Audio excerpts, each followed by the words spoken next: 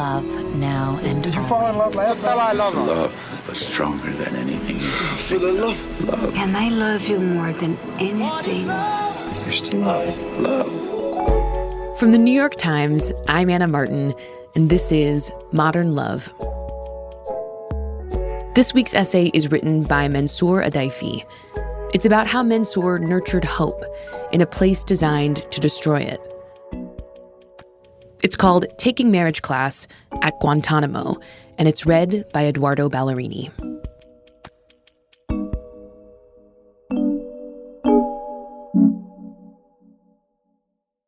Until I was 35, the most significant relationship I'd had as an adult was with an iguana. It wasn't easy to meet anyone where I was for all of my 20s and nearly half of my 30s. At the prison camp at the Guantánamo Bay Naval Base in Cuba. When I arrived, I was put in an isolation cell, where huge fans blew day and night, making deafening noise to prevent us from talking to each other. Even when we went outside for recreation, we were not allowed to talk to the other detainees. But outside, we did meet new friends. The cats, banana rats, tiny birds and iguanas that came through the fences, asking to share our meals. I had a good friendship with a beautiful young lady, an iguana. She was so elegant. She used to come every day at the same time, and we would have lunch together. When I went on a hunger strike, I had no food to give her, and I was ashamed to stand there without food as she came up to me. Sometimes the guards punished us for sharing our meals with the animals, but they couldn't stop me from talking to her. She was a good listener. As the years passed, our friendship grew into a strong bond. Finally, after 7 years of isolation, I was moved into a communal block where I could talk with my fellow detainees. I was born in a tiny village in the mountains of Yemen, and was only 19 when I came to Guantánamo. I didn't know much about the world. The world to me was my village. Now my world was Guantánamo. Until I was 12, I thought I'd been born from my mother's knee. I learned in school where babies really came from, but there was no dating in my society, so my knowledge remained theoretical. The same was true for most of us at Guantánamo. Very few of us had been married, or knew much about the relations between men and women. Even so, when someone would tell a story about a woman, all of us would listen. Talking about women was our favorite topic. Not in a bad way. As Muslims, we are forbidden to talk about women in a bad way. But we talked about women because it relaxed us. We were surrounded by men, but we imagined loving women. One of the older married detainees saw that the single detainees were desperate to know about women, so he decided to teach us. We used to arrange classes and learn from each other anything that could be taught. For example, a former chef taught a cooking class. He would say, "Now I will add the onion to the hot oil." Shh, shh, imitating the sound of frying onions, because of course we had no onions or oil or stoves. He would make jokes, asking the students to please taste the dishes to test if they had enough salt, or if they thought the meat was ready, even though there was no salt or meat. I didn't like that class. It just made me hungrier. On our first day of marriage class, our teacher began by asking each of us to say what we thought about how men should treat women. We agreed that men should have absolute respect for women, but many of the students said men always were, and always would be, superior to women. Then the teacher asked, "If you were a woman, how would you answer my question? How would you want men to treat you?" At first we started laughing, imagining each other as women. "Look at Mansoor, with hair all over his body," one detainee shouted at me. "You would scare all of the men." "If I were a woman," another said, I would make you all dream, cry, and spend all of your money, but none of your ugly faces would touch a single hair of mine." Our teacher let us joke for a while, but then said, "Answer my question, ladies." I said that if I were going to choose someone to accompany me for the rest of my life, I would want a wife who was better than me. One of the students tried to embarrass me by saying, "So will you let your wife be in charge? Should men just be like donkeys, serving women?" I argued that men have been thought to be superior throughout history. But look where we are now. War follows war without end. Men never give birth to a single soul. They only take lives. I said that all of us, guilty or innocent, were sitting around Guantánamo talking about marriage instead of experiencing it because of what men had done. As we kept meeting for marriage class, our teacher taught us about loving and being loved. He described what it would feel like when we saw and talked to the woman we loved. He told us how we would act on our engagement day. And then we had an entire class dedicated to the biggest day in our lives, the marriage day. We pretended that one of the students was getting married, and we held a traditional Yemeni wedding celebration. We sang and danced as if it were a real marriage. I have never been in love, but now I could feel its sweetness. Just like the cooking class, the marriage class made me hungrier. I felt there was a missing part of myself, and that part was a wife and family. For a while, I had in my cell a photo from a friend of his 10-year-old daughter. I made a frame out of scraps of cardboard with flowers surrounding it, and hung the photo on the wall. Whenever visitors came into my cell, I would tell them she was my daughter. When they looked surprised that I had a blonde daughter and started asking more questions about the mother, I would say I had never met her, but still, I had a daughter just the same. I gave her an Arabic name, Amel, which means hope.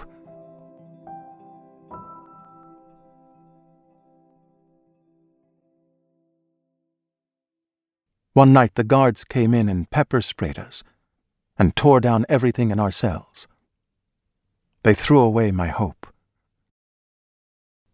After many years of not being able to speak to my family, I was finally allowed phone calls with them. There was talk of perhaps trying to arrange a marriage for me, and I was tempted to accept this hope. But in marriage class, we had discussed the problem of forced marriage in some countries. The idea of girls being sold like sheep hurt me, and so I declined the possibility of such an arrangement. On the last day of marriage class, our teacher told us to always remember how we had answered his first question about how men should treat women. We all had different answers now. He had made his point. He wished us happy marriages and good lives with love in them.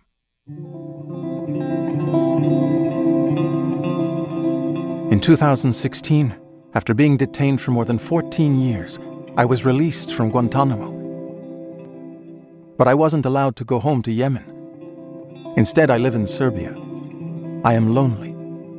I haven't yet found a woman to be my friend and my wife and teach me the art of love. I don't even have an iguana anymore. But thanks to my friend, the beautiful iguana, I learned how to take care of others. She reminded me how to connect with life while I was behind the fences of prison. And thanks to my marriage class, I know I will one day be a good husband and loving father.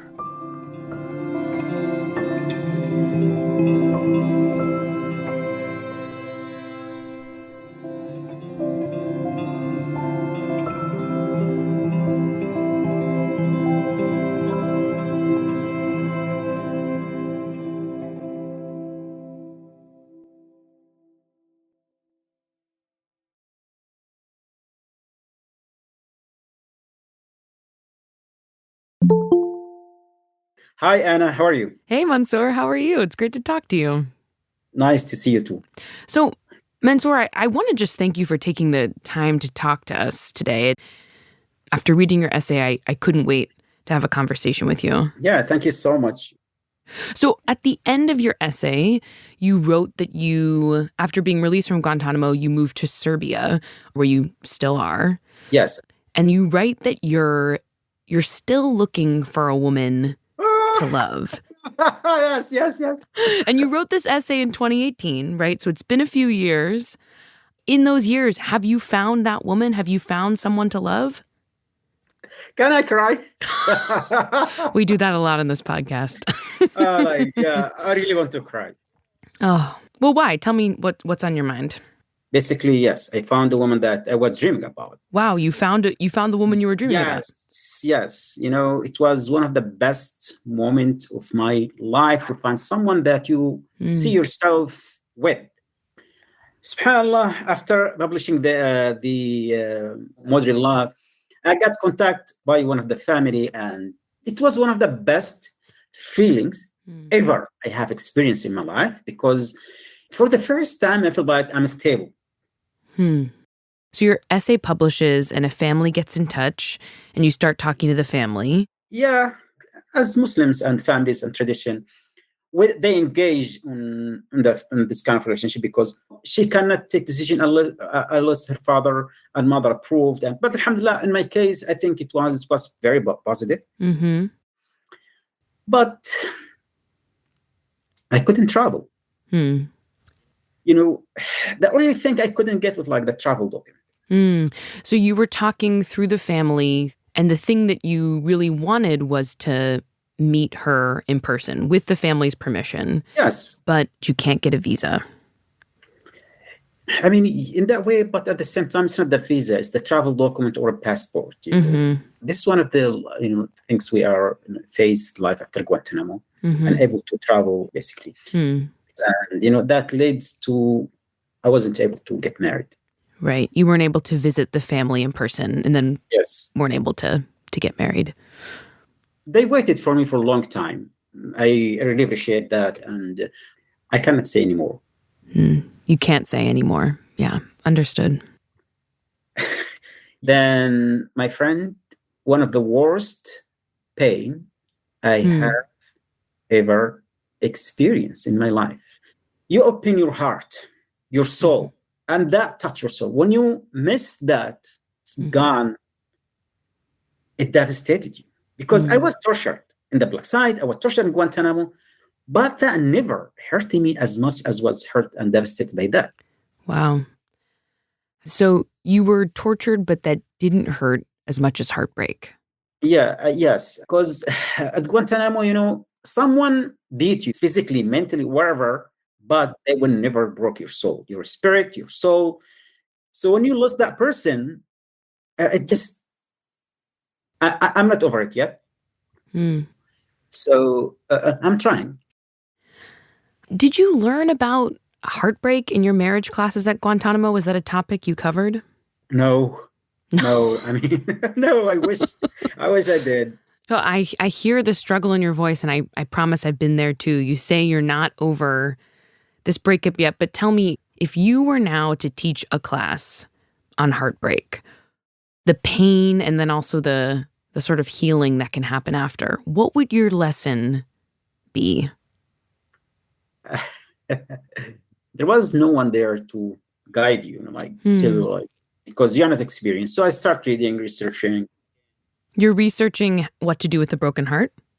Yes. So basically how to heal, how to move on, what should you do? And what did you learn? What did the internet tell you? Sometimes these advices, the things actually I did. Well, tell me some things you did. They're like, try to find someone. I said, no, that's not possible. I'm like, this is one of the worst advices. Try to find another girlfriend. No, they're try to find someone. Try a rebound. Or try a rebound. Oh my God. Yeah, that's not great. WikiHow. Yeah, totally. What else? What are some other things that you read to do? The other things you have to move on. It is within you. It starts within you. It starts within you. But for me, honestly, like what comforts me a lot in this, it is my faith. Is loving worth it if the end of love hurts so much? Pain is also part of us. So is it worth to seek to be loved? Yes, it's worth. Honestly, it's worth. So, but, we do not create the destiny. We live the destiny, basically. You do your best. You don't want to think about losing someone you love, But if you think logically, rationally, or so on, it happened. But we don't want to even think about it. Why? Because at that point, we want things to be in that direction, and we hope we work everything in that direction. But when what happened all of a sudden, we're not ready for it.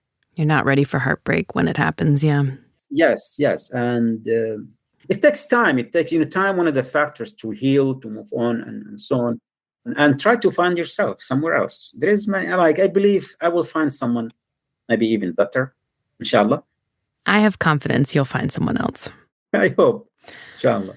When you're talking about feeling sad, post-breakup, going online and searching, what do I do with a broken heart? I've been there like 5 times before in my life. You know what I mean? Like, it's such a common experience. And here's the thing. Google does not give us good responses. Oh.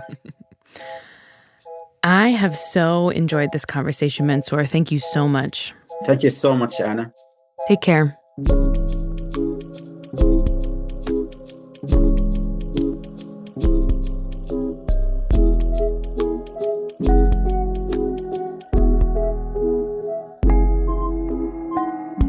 Modern Love is produced by Julia Botero and Hans Buetow. It's edited by Sarah Saracen. This episode was mixed by Dan Powell, and the Modern Love theme music is also by Dan Powell. Original music by Marian Lozano and Rowan Nemisto. Digital production by Mahima Chablani, and a special thanks to Ryan Wegner and Anna Diamond at Autumn. The Modern Love column is edited by Dan Jones, and Mia Lee is the editor of Modern Love Projects. I'm Anna Martin. Thanks for listening.